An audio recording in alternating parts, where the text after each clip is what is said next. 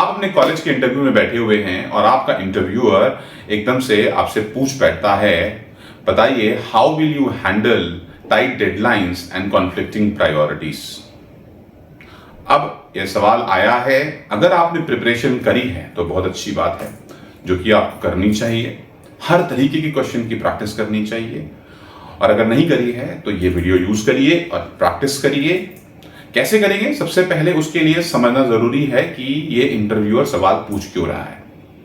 देखिए, जब आप एक ऑर्गेनाइजेशन में जाएंगे और काम करेंगे तो बहुत सारे ऐसे डेडलाइंस होंगे जहां पर आपको बड़ी मुश्किल होगा उसे फुलफिल करने में, क्योंकि और भी बहुत सारे लोग होते हैं, हर प्रोजेक्ट में इन्वॉल्व होते हैं, और हमेशा ऐसा लगता है कि टाइम हमको कम मिल रहा है और काम बहुत ज्यादा है। और क्योंकि दूसरे लोग भी इन्वॉल्व हैं तो उनकी अपनी प्रायोरिटीज भी होती हैं, और जो आपके पास बहुत सारे टास्क होते हैं उनमें भी आपको प्रायोरिटाइजेशन करनी पड़ती है। तो कॉन्फ्लिक्ट्स होंगे, सेल्फ कॉन्फ्लिक्ट भी होंगे और दूसरों के साथ भी कॉन्फ्लिक्ट्स होंगे when it comes to completion of tasks. तो कहीं ना कहीं ये इंपॉर्टेंट है कि आप ये बात इंटरव्यूअर को समझा पाए कि आप उसको कैसे हैंडल करेंगे।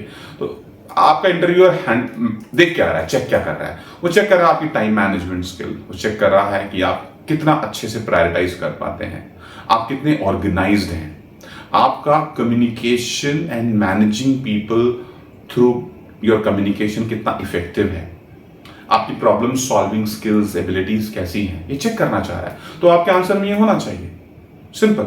जो उसको चाहिए वो आपको अपने आंसर में रिफ्लेक्ट करना पड़ेगा। हाँ, थोड़ा पर्सनलाइज करना पड़ेगा, बट आपको रिफ्लेक्ट करना पड़ेगा। तो सबसे पहले ध्यान रखिए आपके आंसर में क्या होना चाहिए।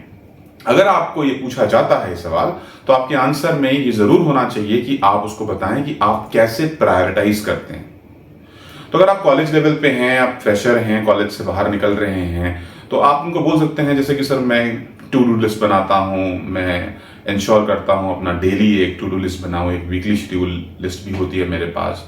वो टास्क को मैं देखता रहता हूँ, based on the importance and urgency उसे मैं प्रायोरिटाइज करता रहता हूँ, उसे कंप्लीट करता रहता हूँ। तो मैं ये लिस्ट बनाता हूँ, प्रायोरिटाइज करता हूँ, और जो काम मुझसे हो सकता है और इमीडिएटली रिक्वायर्ड है, जिसके लिए मैं रिस्पॉन्सिबल हूँ, उसको मैं खुद कर लेता हूँ। वरना मैं लोगों को इन्वॉल्व करता हूँ, और अगर वो इम्पॉर्टेंट है, आगे फॉरवर्ड करना है, आगे भेजना है, तो वो मैं किसी तरीके से किसी और से भी डेलीगेट करके करवा लेता हूँ। तो मेरी प्रायोरिटाइजेशन टेक्निक आपको अपनी दिखानी पड़ेगी, राइट। दूसरा बहुत इंपॉर्टेंट है, आपको अपनी प्रॉब्लम सॉल्विंग एबिलिटीज दिखानी पड़ेगी। आपको ये दिखाना पड़ेगा कि आप दूसरे स्टेक होल्डर्स से बहुत अच्छे से कम्युनिकेट कर लेते हो, आप उनके कम्युनिकेशन स्टाइल को मैच कर लेते हो, उनसे कम्युनिकेट कर लेते हो, और अगर कोई प्रायोरिटीज कॉन्फ्लिक्ट हो रही हैं तो समझने की कोशिश करते हो, असेस करने की कोशिश करते हो कि वो कॉन्फ्लिक्टिंग प्रायोरिटीज क्या हैं। उसको समझने के बाद किसमें आपको जल्दी इन्वॉल्व होना है, और किसी और स्टेक होल्डर को भी इन्वॉल्व करके उसे रिजॉल्व कराना है, तो वो आप कराने की कोशिश करते हैं। और कहीं ना कहीं आपका यहाँ पर कम्युनिकेशन स्किल, आपका परसुएसिव स्किल्स भी दिखाई देता है। तो ये आपको ध्यान रखना है, ऑर्गेनाइज्ड रहना है, ये आपको अपने आंसर में दिखाना है। अब अगर आपको ये पता है कि आपको दिखाना है, तो अगर आपको एक सैंपल आंसर मैं बोलूं कि क्या बन सकता है, तो अगर मान लीजिए आपका इंटरव्यूअर आपसे ये पूछता है how will you handle tight deadlines and conflicting priorities, तो आप क्या बोल सकते हैं? आप ये बोल सकते हैं, सर देखिए ऐसा बहुत बार होता है, इवन कॉलेज टाइम पे भी बहुत बार हुआ है। अभी ऑफ लेट ही मैं एक प्रोजेक्ट पे काम कर रहा था अपने ग्रुप के साथ, और दूसरा भी ग्रुप था। हम एक मेजर प्रोजेक्ट बना रहे थे जहाँ पे 2 ग्रुप्स को मिलकर काम करना था, और हमारा ग्रुप भी 5-6 लोगों का था। तो वहाँ पे भी हमारे अपने डेडलाइंस थे, हमें कंप्लीट करने थे, और हमारी प्रायोरिटीज भी थी, अपनी प्रायोरिटीज थी, हमें अपने इंडिविजुअल टास्क थे जो हमें कंप्लीट करने थे। फिर टीम को आगे साथ लेके चलना था, कोलैबोरेट करना था। तो कहीं ना कहीं वो प्रायोरिटीज बहुत कॉन्फ्लिक्ट हो रही थी। तो सर सिंपल सी बात है, वहां पर भी मैंने यही किया, मैं काम रहा, पॉजिटिव रहा, कोलैबोरेटिव रहा, अप्रोच पॉजिटिव रखा, सबके साथ कम्युनिकेट किया। जितने भी और दूसरा ग्रुप था उसमें जो लोग थे, उनके टीम हेड को या टीम लीड को जो है मैंने उसके साथ भी मैंने कम्युनिकेट किया। कम्युनिकेट करने के बाद उनकी क्या प्रायोरिटीज़ हैं, हमारी टीम की क्या प्रायोरिटीज़ हैं, उसको असेस किया, उसको बैलेंस करने की कोशिश करी, और प्रायोरिटी बेसिस पे जो इमीडिएटली हमको करना चाहिए, जो इमीडिएटली उनको करना चाहिए, वो अकॉर्डिंगली डिवाइड करवाया, and we got it done. तो कहीं ना कहीं सर ये अभी रिसेंटली ही हुआ है, तो मैं और क्या बोलूँ, और ये बहुत बार होता है सर, और ये मुझे आई एम श्योर जब मैं आपकी कंपनी में आऊँगा तो वहाँ पर भी अक्सर होगा, क्योंकि ये तो part and parcel of getting things done है या डूइंग थिंग्स है। तो अगर ऐसा कभी भी टाइट डेडलाइन आएगा तो I know how to handle, because मैंने पास में अपने कॉलेज में भी बहुत अच्छे से किया हुआ है। तो अगर आप ये आंसर देते हैं, आई एम श्योर आपका इंटरव्यूअर आपसे इंप्रेस भी होगा।